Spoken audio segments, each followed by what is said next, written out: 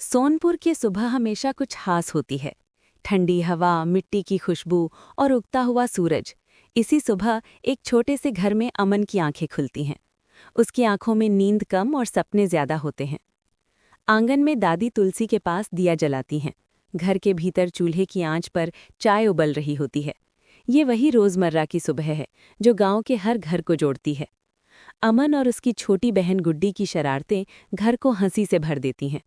छोटी छोटी बातों में छुपाई अपनापन इस परिवार की सबसे बड़ी ताकत है। पापा खेतों की तैयारी करते हैं, माँ घर और बच्चों की चिंता में लगी रहती हैं। और अमन हर रोज कुछ नया सोचता है। स्कूल जाते हुए कच्ची सड़क उसके कदम रोक लेती है। कीचड़, गड्ढे और टूटा हुआ रास्ता उसके मन में एक सवाल छोड़ जाते हैं। क्या ये रास्ता कभी बदलेगा? स्कूल में आज पढ़ाई होती है, ग्राम विकास। अमन ध्यान से सुनता है। किताब के शब्द उसके लिए सिर्फ शब्द नहीं होते, बल्कि आने वाले कल की तस्वीर बन जाते हैं। घर लौटते समय उसकी नज़र गांव के गंदे नाले पर पड़ती है। प्लास्टिक, गंदगी और बदबू उसे बेचैन कर देती है। वो समझ जाता है, बीमारी यहीं से जन्म लेती है। घर में माँ प्यार से खाना परोसती हैं, दादी शांति से सुनती हैं और अमन अपने मन की बात कह देता है। गांव को साफ करने का सपना। गुड्डी बिना सोचे समझे साथ देने को तैयार हो जाती है, क्योंकि बदलाव उम्र नहीं देखता, बस इरादा देखता है। शाम ढलते ही नीम के पेड़ के नीचे बच्चों की एक छोटी सी टोली इकट्ठा होती है। कोई नेता नहीं, कोई जबरदस्ती नहीं, बस एक सोच।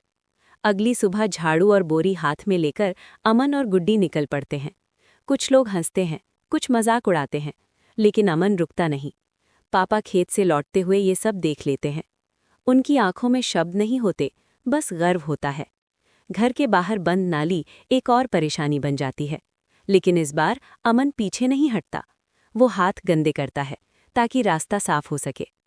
दादी गांव की महिलाओं से बात करती हैं। धीरे धीरे लोग जुड़ने लगते हैं और सोनपुर में कुछ बदलने लगता है। स्वच्छ सोनपुर का बोर्ड अब सिर्फ एक नाम नहीं होता, वो पहचान बन जाता है। पंचायत तक खबर पहुंचती है। अमन को बुलाया जाता है। वो झुका हुआ सिर लेकर नहीं, सीधी सोच लेकर जाता है।